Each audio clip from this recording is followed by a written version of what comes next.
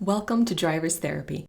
We recently found these Japanese NSX press magazines on eBay, and to our knowledge, they were not printed in English ever. So we thought it would be really cool to get these, translate them, and turn them into videos for you guys to enjoy here in 2020.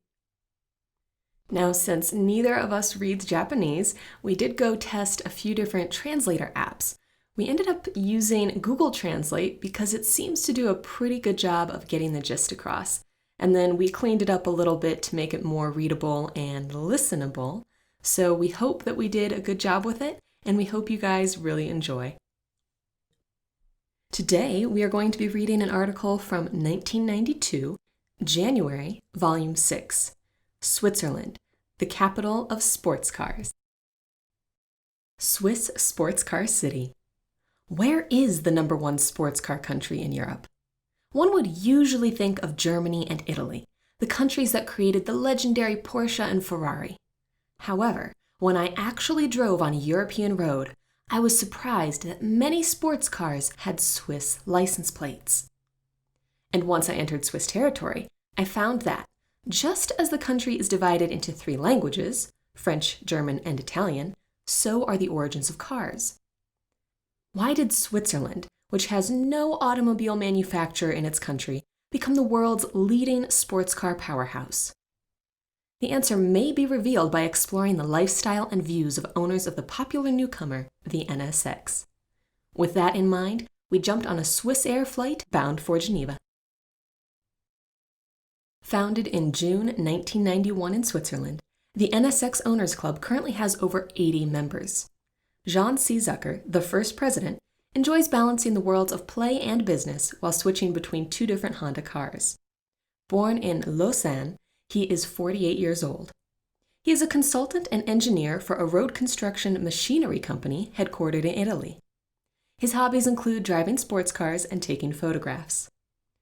A year and a half ago, I got a license for a light aircraft, so if the weather is good, I sometimes take to the sky.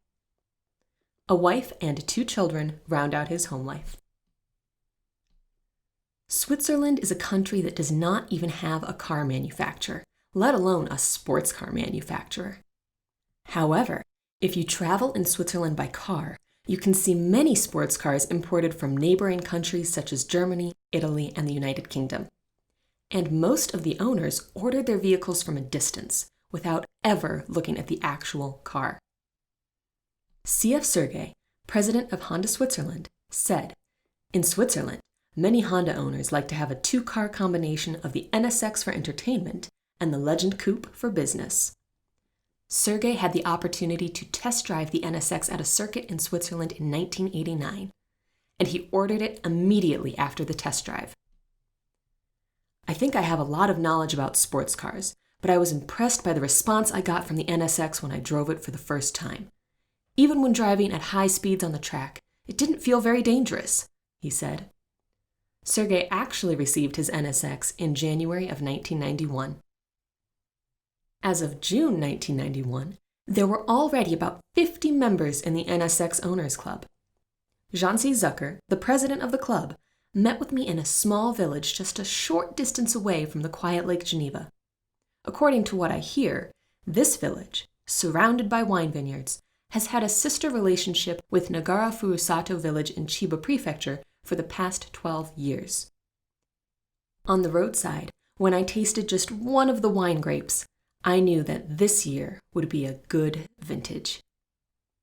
As I looked at the NSX among the grapevines, I felt that the contrast between the bright red NSX and the deep green vineyard that was about to be harvested was strangely vivid and mysterious. The red of the NSX, as it appeared in European lighting, created a different impression than when seen in the Japanese landscape. It was also different from the high-impact red that I saw in Los Angeles. Yet, some sense of the NSX's personality transcended each type of lighting, unifying them all. Now, let's get back to the main topic. Among the countries where the NSX has been delivered, the establishment of an owners club in Switzerland is probably the earliest. According to Zucker, it started with 2 cars, but by the end of August 1991, it had grown to about 80 registered members. Considering the total number of deliveries in Switzerland, it seemed that the participation was extremely high, and, once again, I sensed the passion of sports car enthusiasts in Switzerland. While we talked, I learned that a race event was being planned at the circuit in Dijon, France, and that, out of 44 participating vehicles, there would be 12 NSXs. I also learned that there are 6 female NSX owners in the club, of whom I met one. It seemed like all of the owners truly enjoyed their vehicles.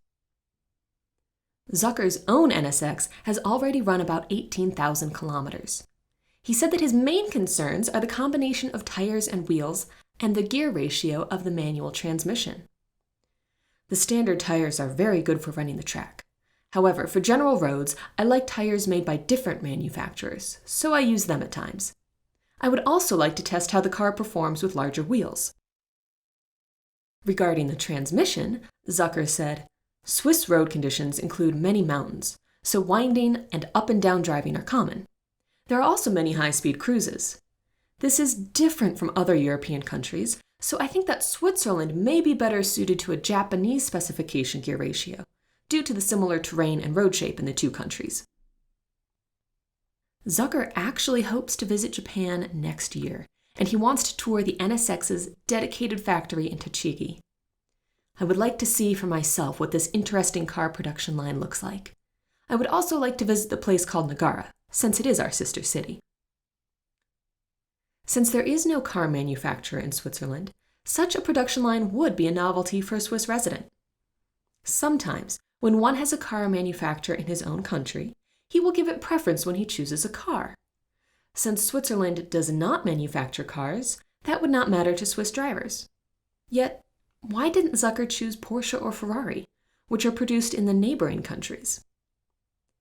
There is no such thing as solid nationalism for choosing a car, said Zucker. If you are successful in business and have a lot of money to burn, you should think of Porsche first. If you like performance and style, like I do, you should choose the NSX.